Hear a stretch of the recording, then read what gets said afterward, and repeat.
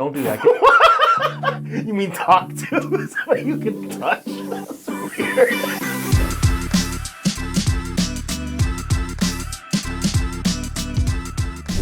JT Pells, the tax quarterback.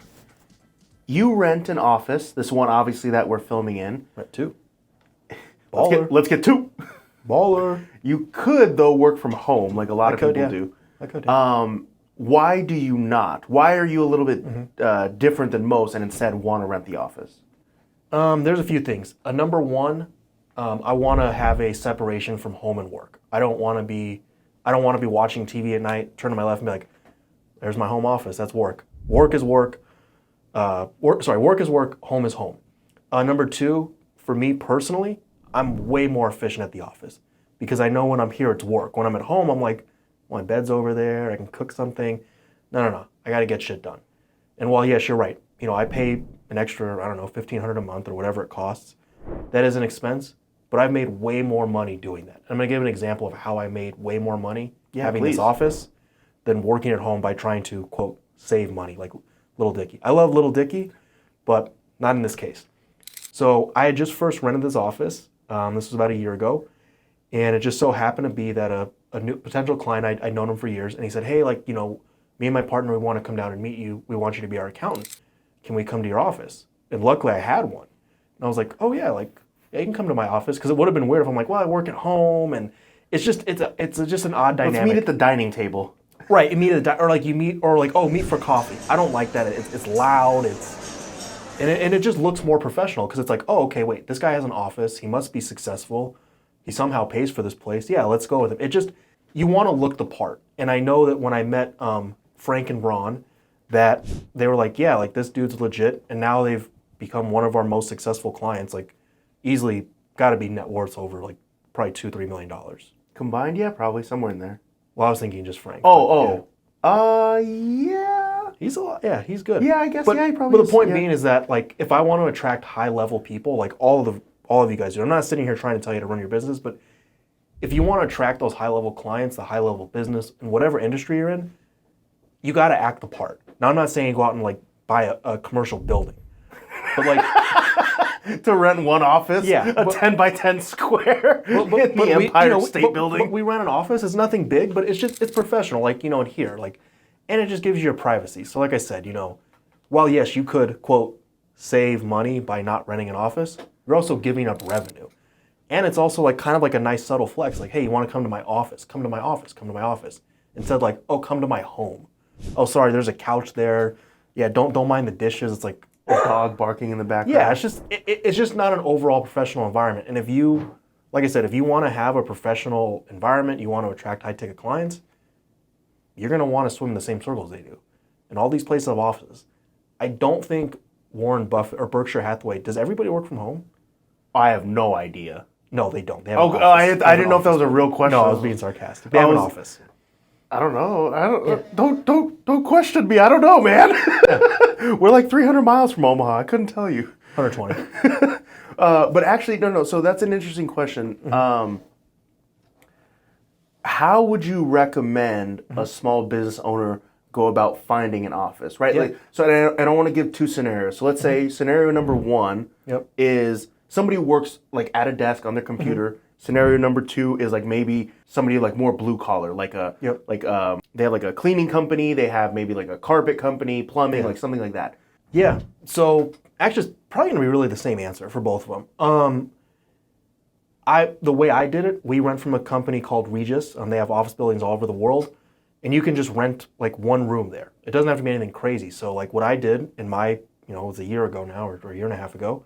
I live in Des Moines. I just typed in offices for rent Des Moines. And then something came up. It's like renting an apartment. You look and be like, oh, that's what I need. You call them and say, hey, like I need an office, and they're going to lease it to you because they're in the job of making money. You're in the business of making money. So like a co-working space? Yeah. It depends on what you want, but yeah, I would start with office for rent, and then eventually co-working space will come up. I recommend getting your own office. Don't work with somebody like who you can like touch. Don't do that.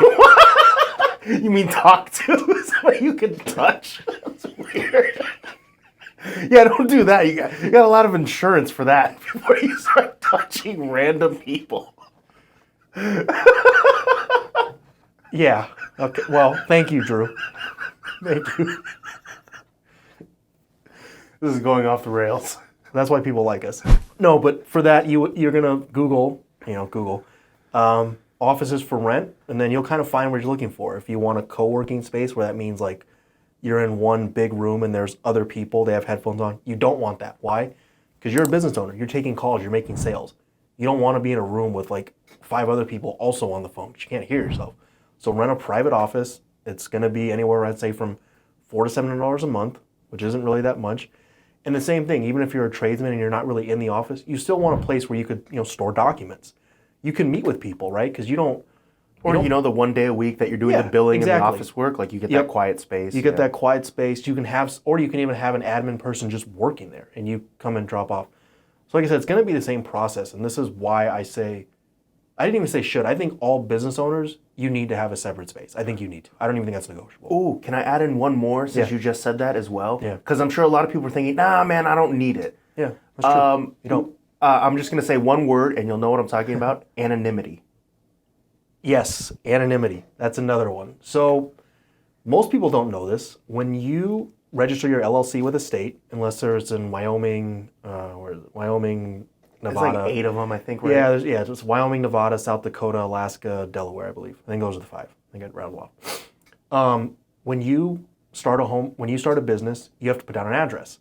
Most people put their home address. And then if I wanted to look up, JT's towing service, and I'm working out of my home, somebody could look that up and walk straight into my house. I don't really want that. I want to be hidden. Now, I can do that, and I could say my office, obviously we have a front desk person, the door's locked, you have to have keys to get in here. Nobody could just walk in here randomly like that. And that's okay if they know where I work because there's security there.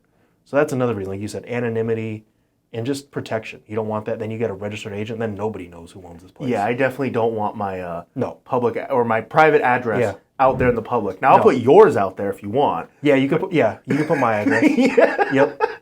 Sounds good. Yeah. All right. Well, it's 10,000 Elysian Park. There you go. Side of Dodger Stadium. Yeah, Los Angeles, California. I wonder if people would have known that, without me saying it. That would have been interesting. How many people would have known? Well, Google it and comment below. Oh, you work at Dodger Stadium? Yes, I do. Yes, I do. Dodger Stadium in a different state. Yes, I do. All right. Yes, well, I do. JT, if other small business owners want to learn tricks of the trade like this and things that they wouldn't normally think about, how do they learn more from you? Things that are going to help them in their business.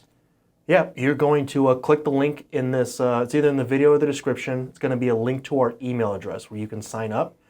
You get on that, you get 3 emails a week that are really funny. Some are about taxes, some are about being really funny, but they're all yet informative. As you say, edutainment, infotainment, whatever you want to call it. And then really by the time you read that 4th, 5th email, you're like, yeah, I need to call those guys. That guy Drew, he really writes really well, and I just need to give them money. So then people do that. And we take donations. We take donations too. Yep. Any currency. As long as it converts to US dollars, we'll take it. Not Zimbabwean dollars. Those are tough. Yeah. Are they even still around? Deutschmarks. We take Deutschmarks. There you go. Yeah. All right. Well, JT Pells, the tax quarterback, thank you. You got it.